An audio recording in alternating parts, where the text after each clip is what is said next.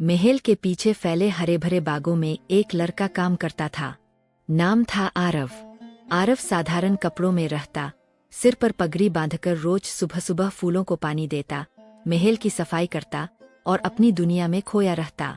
लेकिन उसकी आंखों में एक ऐसा सपना था जो शायद उसकी औकात से बहुत बड़ा था। महल की ऊंची बालकनी से अक्सर एक नाजुक सी लड़की उसे देखा करती। वह थी राजकुमारी अनाया। सफेद रंग का लहंगा पहने, हवा में लहराते लंबे बालों के साथ वह जब मुस्कुराती तो पूरा महल जैसे रोशन हो जाता। आरव हर दिन चुपचाप अपना काम करता, पर दिल के अंदर एक तड़प थी, किसी ऐसे इंसान के लिए जिससे बात करने की भी हिम्मत नहीं थी। एक दिन महल में कुछ मेहमान आए थे।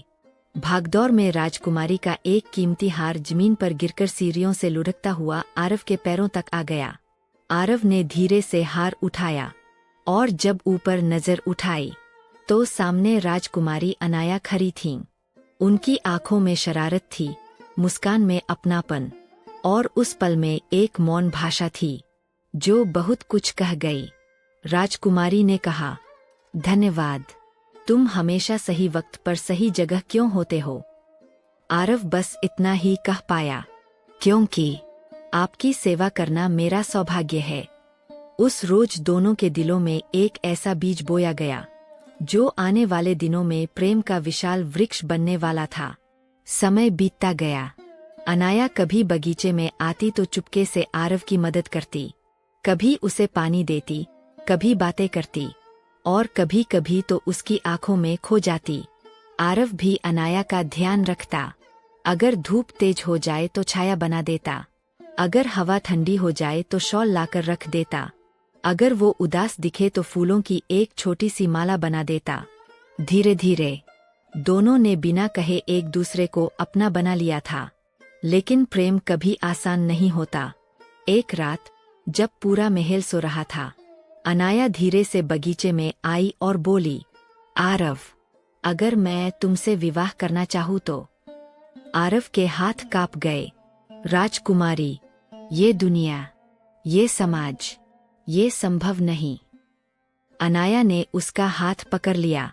अगर प्रेम सच्चा हो तो असंभव कुछ नहीं होता। लेकिन उनकी किस्मत कुछ और ही लिख चुकी थी। अगले ही दिन राजा ने दोनों को साथ देखा। गुस्से में उनका चेहरा लाल हो गया। अनाया, एक नौकर से प्रेम, ये हमारे राजघराने का अपमान है। राजकुमारी ने साहस से कहा, पिताजी, मैं आरव से प्रेम करती हूँ और विवाह भी उसी से करूंगी। राजा ने सैनिकों को बुलाकर आदेश दिया, इस लड़के को जेल में डाल दो। आरव को पकड़कर ले जाया गया। अनाया चीखती रही, रोती रही, पर कोई सुनने वाला नहीं था। महल की रातें लंबी हो गईं और अनाया का दिल टूटता गया। एक रात वह राजा के सामने पहुंची और बोली, अगर आरव को सजा मिली तो मैं भी इस राज्य को हमेशा के लिए छोड़ दूंगी। आपके पास बेटी तो है, पर एक इंसान का दिल भी है या नहीं?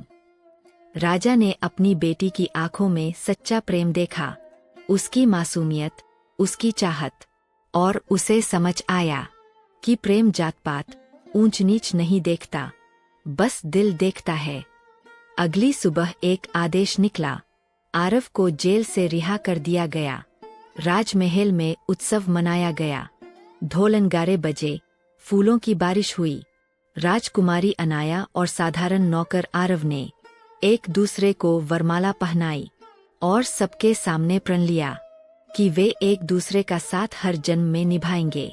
आरव ने अपने प्रेम की रानी को देखकर कहा, आज से आप राजकुमारी नहीं, मेरी जीवन साथी है। अनाया मुस्कुराई, और आज से तुम नौकर नहीं, मेरे राजा हो।